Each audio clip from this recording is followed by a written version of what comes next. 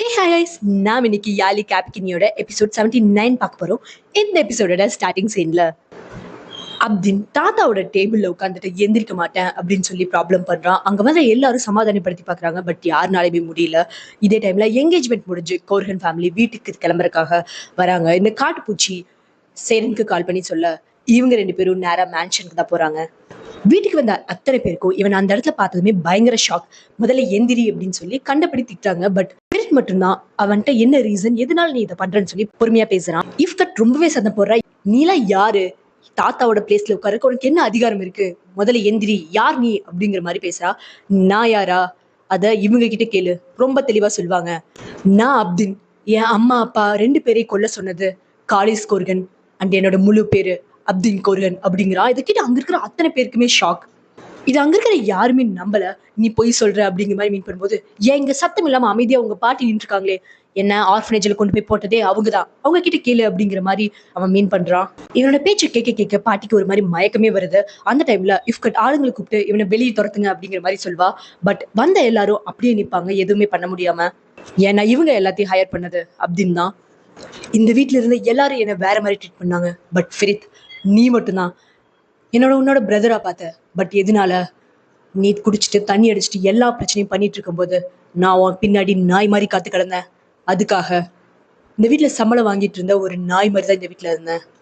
இதுக்கு மேல நீங்க எல்லாரும் எனக்கு எல்லாத்துக்கும் பதில் சொல்லி ஆகணும். நான் இழந்த எல்லாத்தையும் எனக்கு திருப்பி கொடுக்கணும். அது எல்லாத்துக்கும் நீங்க பதில் சொல்லாம நான் இங்க இருந்து போக மாட்டேன் அப்படிங்கிறான். அப்போ இவங்க ரெண்டு பேரும் அங்க வந்ததும், என்ன பண்ணிட்டு இருக்கீங்க, இவனை இப்ப இங்கிருந்து அனுப்பினா உங்களை நான் இங்கிருந்து ஃபயர் பண்ணிடுவேன் அப்படின்னு சொல்லி அந்த ஆட்கள் கிட்ட சொல்லும்போது, நீங்க அவங்கள ஃபயர் பண்ணா நான் உங்களை திருப்பி வேலைக்கு வைப்பேன். ஞாபகத்துல வச்சுக்கோங்க, நீங்க எல்லாரும் இங்க வாடகைக்கு இருக்கீங்க, இது என் ஒய்ஃப் சைரனோட வீடு அப்படின்னு சொல்லி இவன் சொல்றான். இஃப்கட்னால ஒண்ணுமே பேச முடியல. நான் இப்ப போறேன், கண்டிப்பா திரும்ப வருவேன், எனக்கு எல்லாரும் பதில் சொல்லி ஆகணும் அப்படின்னு சொல்லிட்டு இவங்க மூணு பேரும் அங்கிருந்து கிளம்புறாங்க. அவன் போனதுக்கு அப்புறம் பாட்டிட்ட இதெல்லாம் உண்மையா, அவன் எப்படி இப்படி சொல்லலாம், என்ன நடக்குது, என்னன்னு சொல்லுங்க அப்படிங்கிற மாதிரி கேட்கும்போது பாட்டி உண்மைதாங்கிற மாதிரி நிக்கிறாங்க. இதை யாருனாலுமே ஏத்துக்க முடியல. அப்படின்னு கூட்டிட்டு போய் சேரன் எவ்வளவு தூரம் சமாதானப்படுத்துவா. பட் அவன் கண்ட்ரோலே ஆகல. அவன் என்ன சொல்றான் அப்படின்னா, என்ன ஆனாலும் நான் ஃபெரித் எதுவும் பண்ண மாட்டேன், ஆனா அங்க இருக்கிற அத்தனை பேரும் எனக்கு பதில் சொல்லி ஆகணும் அப்படின்ட்டு ரொம்ப கோவமா அங்க இருந்து போறான். எஸ்மேக்கு உடம்பு சரியில்லை அப்படின்னு சொல்லுவா. அதனால குல்கன் அவளை டாக்டர் கூட்டிட்டு வந்திருக்கா. அவளோட பிளட்ல செக் பண்ணி பார்க்கும்போது எஸ்மே இப்ப பிரெக்னெண்டா இருக்கா. இதை கேட்டதுமே அவளுக்கு பயங்கர ஷாக் ஆகுது. இப்படியே நைட்டாக அந்த வீட்டுக்குள்ள நிறைய குழப்பம் போயிட்டு இருக்கும்போது சடனா அங்க ஃபெரித் வரான். வந்து இவன் கிட்ட, உனக்கு என்ன வேணும், உனக்கு என்ன வேணுமோ அதை நான் செட்டில் பண்ண தயாரா இருக்கேன், நீ யாரையும் எந்த டிஸ்டர்பும் பண்ணாத, உனக்கு என்ன வேணுங்கிறத தெளிவா கேட்டு வாங்கிக்கோ அப்படிங்கிற மாதிரி மீன் பண்றான். ஓ அப்படியா, அப்ப என்னோட அம்மாவை எனக்கு திருப்பி கொடு, நான் இழந்த என்னோட வாழ்க்கையை திருப்பி கொடு, இதெல்லாத்தையும் பணத்தினால உங்களோட கேவலமான பேர்னால திருப்பி கொடுத்துட முடியும் நீ நினைக்கிறியா அப்படின்னு சொல்லி அவன் மோசமா பேச, இதனால ரெண்டு பேத்துக்குள்ள சண்டை வந்து கை கலப்பாகுது. நடுவுல வந்த சேரன், தயவு செஞ்சு அறிவோட நடந்துக்கோ, பணத்தை கொடுத்து சரி பண்ற விஷயம் இது இல்ல அப்படின்னு சொல்லி அனுப்பி வைக்கிறா. வீட்டுக்கு வந்ததும் ரெண்டு பேரும் கணவன் மனைவியா வாழலாம்னு நினைப்பாங்க. பட் சேரனால முடியாது. இல்ல வேண்டாம் அப்படின்னு சொல்லி விலைக்கு போயிடுவா. ஏன்னு கேட்கும்போது, நீ தானே என்ன ஹானஸ்டா இருக்க சொல்லியிருக்க, நான் ஹானஸ்டா சொல்றேன், என்னால இதை ஏத்துக்க முடியல, எனக்கு வேண்டாம் அப்படிங்கிற மாதிரி சொல்லிட்டு, நான் இங்க இருந்தா சரிப்பட்டு வராது, நான் இன்னைக்கு அம்மா வீட்டுக்கு போய்க்கிறேன் அப்படின்னு சொல்லிட்டு அவ அங்கிருந்து கிளம்பிடுறா. அவ போனதுமே அவன் ரொம்ப கோவமா அந்த வீட்டுல இருக்கிற அந்த ரூம்ல இருக்க பொருள் எல்லாம் அங்கிருந்து உடைக்க ஆரம்பிச்சிடறான். இப்படியே மார்னிங் ஆகுது. இந்த டே ஃபெரித்தோட கல்யாணம் இருக்கு இன்னைக்கு நைட். அதனால அவனோட ஒய்ஃப்க்கு தேவையான திங்ஸ் எல்லாம் அரேஞ்ச் பண்ணி கொடுத்துட்டு போறான். பட் இப்படி காலையில விடிஞ்சும் இப்ப வரைக்குமே தினன் அவன் ரூம்குள்ள இருக்கிற அத்தனை பொருளையும் பயங்கரமா போட்டு உடைச்சிட்டு இருக்கான். இதை அவங்க அம்மானால ஏத்துக்க முடியல. இப்படியே மார்னிங் டைம்ல சரி அப்தினை பார்த்து பேசலான்னு போனா வீட்டு வாசல்லையே சேரன் படுத்து தூங்கிட்டு இருக்கா. அவளை பார்த்துட்டு இருக்கும்போதே அவ எந்திரிச்சிருவா.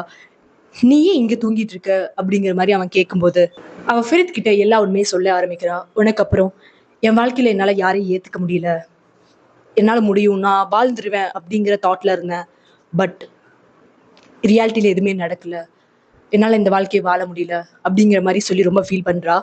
அதுக்கு அவன், நீ போனதுக்கு அப்புறம் நானும் இப்படிதான் இருக்கேன் அப்படின்னு சொல்லி ரெண்டு பேரும் அவங்களோட தாட்ஸ், அவங்க இது வரைக்கும் வெளியில ரொம்ப நல்லா வாழ்ந்துட்டு இருக்கேன்னு காட்டினாலும் அது ரியாலிட்டியில இல்ல அப்படிங்கிறத ரெண்டு பேரும் புரிஞ்சுக்கிறாங்க.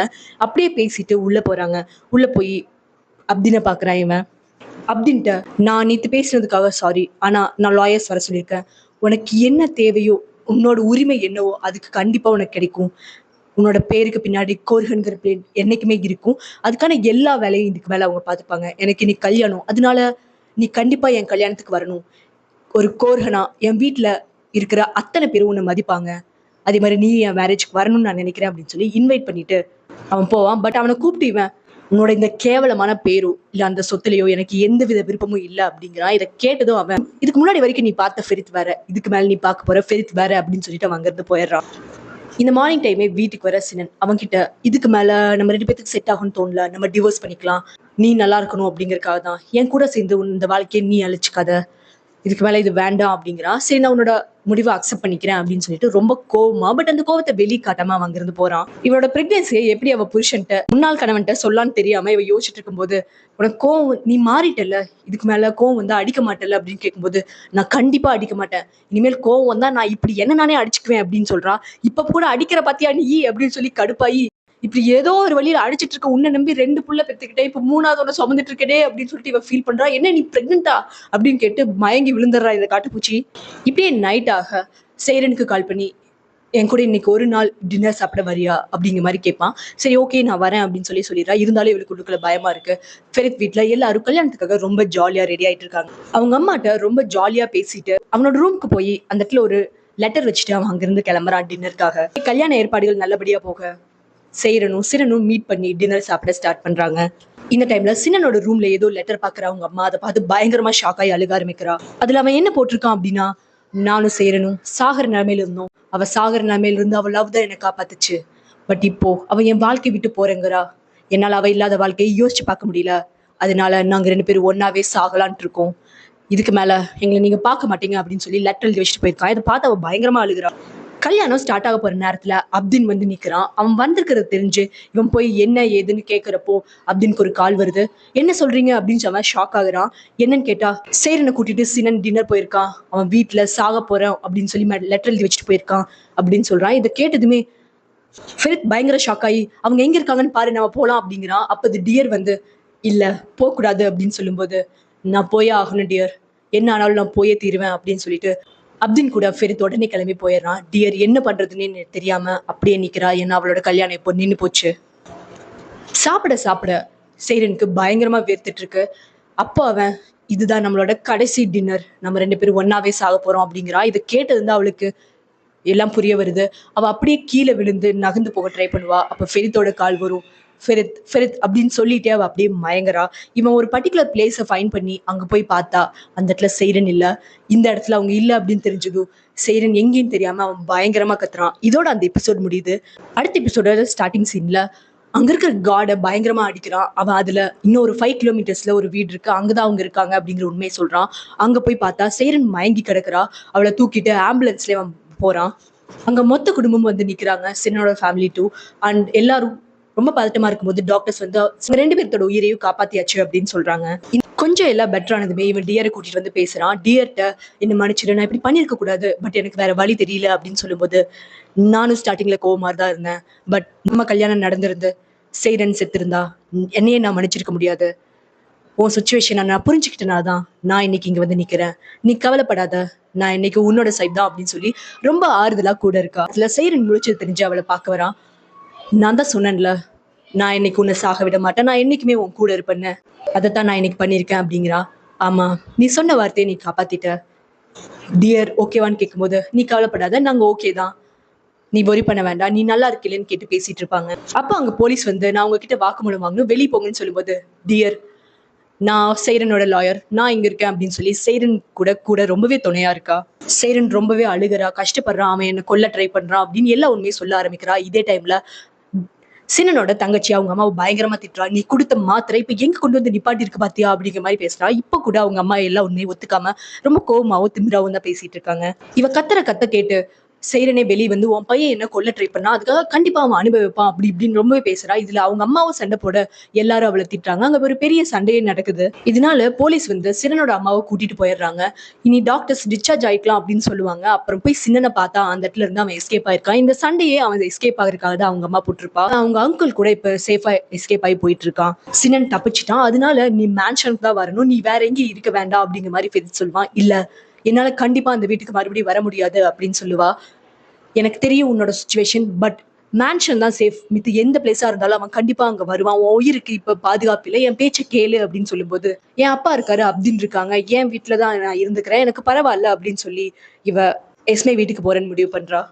இவங்க டிஸ்சார்ஜ் ஆகி வீட்டுக்கு போறாங்க. பின்னாடியே ஃபெரித் போய் நான் என்னோட காட்ஸை இங்க அனுப்புறேன், நீங்க தனியா இருக்கக்கூடாது, பார்த்து பத்திரமா இருங்க அப்படின்னு சொல்லி எவ்வளவு தூரம் பேசிட்டு அவன் அங்கிருந்து வரான். இந்த நைட்டே போய் டியரோட தாத்தாவே அவன் பாக்குறான். என்ன மன்னிச்சிருங்க அப்படின்னு சொல்றப்போ அவருமே, நீ இவ்வளவு தூரம் ரிஸ்க் எடுத்து ஒரு பொண்ணோட உயிரை காப்பாத்திருக்க, நீ என் பொண்ணுக்கு எவ்வளவு மதிப்பு கொடுப்ப அப்படிங்கிறத நான் புரிஞ்சுக்கிட்டேன், உனக்கு கட்டி கொடுக்கறதுல எனக்கு ரொம்ப சந்தோஷம் தான், கண்டிப்பா இன்னொரு நல்ல நல்ல நம்ம கல்யாணம் வச்சுக்கலாம்னு சொல்லி அவருமே சொல்லிட ஃபெரித்துக்கு ரொம்பவே சந்தோஷமா பேசிட்டு அவன் அங்கிருந்து கிளம்புறான். இப்படியே நைட் ஆக அவங்கவுங்க வீட்டுக்கு எல்லாரும் வந்து சேர்ந்துடுறாங்க. இருந்தாலுமே ஃபெரித்னால சேரன் அங்க இருக்கிறத ஏத்துக்க முடியல. இதே டைம்ல நல்லா தூங்கிட்டு இருக்கிற சேரன் கிட்ட சினன் வரான். வந்து, நீ இல்லாம நான் என்னைக்குமே இருக்க மாட்டேன், நான் எப்போ உன் கூட மட்டும்தான் இருப்பேன் அப்படிங்கிறான். இதை பார்த்து அவ பயங்கரமா ஷாக் ஆகும்போது, கண்ண மூடு கண்ண மூடு கண்ண மூடி தூங்கு, நல்லா தூங்கு அப்படின்னு சொல்லி சைக்கோத்தரமா பேசுறா.